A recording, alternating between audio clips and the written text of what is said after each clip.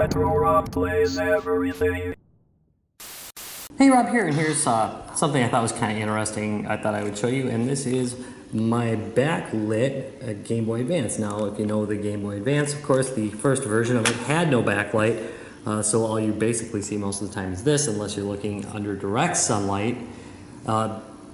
So backlighting it is, kind of a cool thing to do. Now, a lot of people would ask, why would you do that when you could get yourself a Game Boy SP, which already has a backlight in it, like this one right here.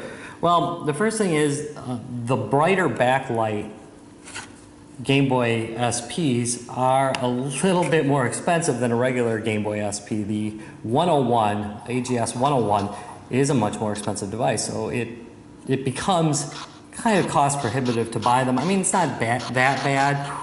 And it still is more expensive to do this hack. It was about $40 for the screen to do this hack. But the other nice thing about it is a lot of people don't like how tight the controls are on this. It's very hard for somebody with big hands to control this because it's such a small play area. On this, of course, it's wider and you can grasp both sides.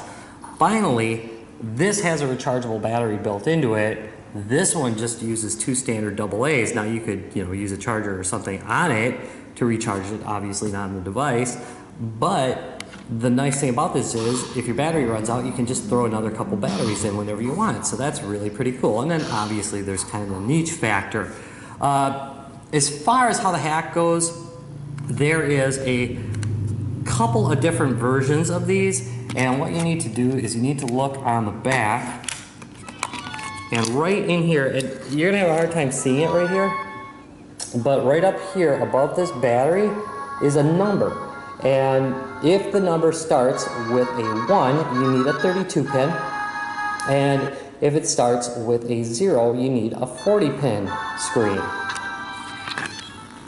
So that's something to note. Another thing to note about the hack, and I've got some pictures of this going on too, of me actually doing the hack, is that you will need to basically gut out what is behind the screen here.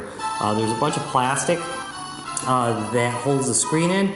A lot of people suggest you just cut off the corners. What I did is I cut it all off because I wanted to be able to maneuver it at will. Because if you cut off just a little bit, what you're going to see is a big white line down there. Now you're kind of seeing one here, but that isn't really in the screen. You don't actually see it. I don't know why that's doing that. But anyway, if you get a little bit off, it'll show a white line. You're going to have to hack it up anyway. So what I do is I just cut the whole screen bezel out, and then I basically put a couple dabs of hot glue to hold it in because it's held in by pressure when you're done. Notice that mine doesn't bulge out either that way, so it keeps it pretty easy. Another thing, when you get this thing, you might find that it is like way light. And there's a potentiometer in the back actually hidden behind this panel right here. You can do it while it's open, but you can also do it while it's closed because there's actually a little hole there that you can get to it from, but you've got to peel this off, and I didn't really feel like doing that. You can do that to darken it a little bit so it looks a little bit better, but in some cases you just can't get it that dark. And in that case, I've got another picture for you, and that picture shows basically a jumper wire that you jump to correct that issue, and I had to do that on this. This one actually has a jumper wire in it. Note, please do not use as big of a wire as I did. I mean, that thing's practically a coat hanger that I'm using. Order yourself some much thinner wire than what I used. It just made it a lot harder, and it really doesn't take a lot of experience to do it as long as you don't do something stupid like I did in that case. So, all in all, I'm really happy with this. It's actually become my Game Boy, my main Game Boy Advance. I barely use the Revo K101 at all anymore.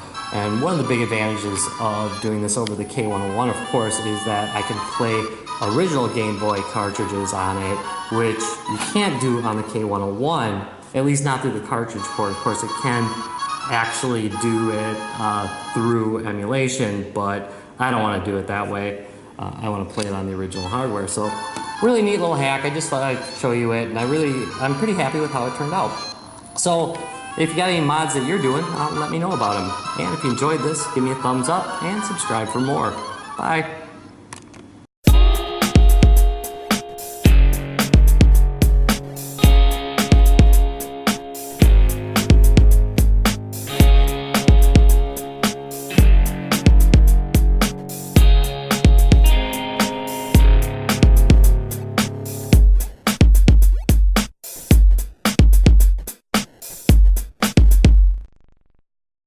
Pro Rob's gaming videos.